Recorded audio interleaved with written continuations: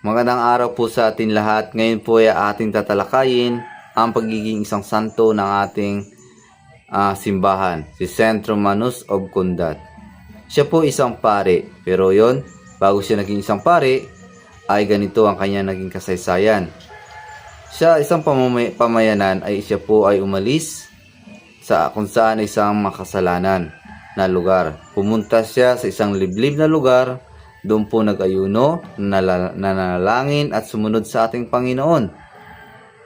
At sa kanyang ginawa ay marami pong tagasunod ang namuhay bilang isang monghi.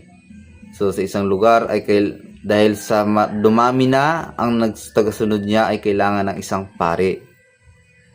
Siya po ay naging pare dahil inordinahan po siya ng isang obispo noong ika-5 na siglo. Dahil ang panahong yon ay wala po pag-aaral na tulad ngayon sa ating kasalukuyan, ay kailangan po mag-aral upang maging isang pare. Bago po yon ay mayroon po siyang mga himalang nagawa. Ang una yung pagpapagaling sa may sakit. Nanalangin siya sa Diyos at gumaling ang may sakit. Ganon din po ang ginawa niya sa pagpapalayas ng demonyo.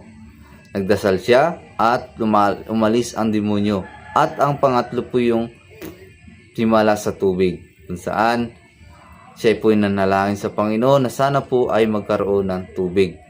Dahil ang panahon yun ay tagtuyot.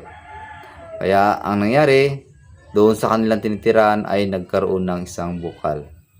So yung pang-apat po yung himala, kung saan ay namatay na siya, ay maraming taong nanalangin sa kanya at humiling ng tulong na kung sana ay gumaling sa kanilang mga karamdaman. Ayun po yung tinatawag natin na intercession. Kaya siya namatay noong 463 AD. Kaya Saint Romanus of Condat, ipanalangin ninyo kami.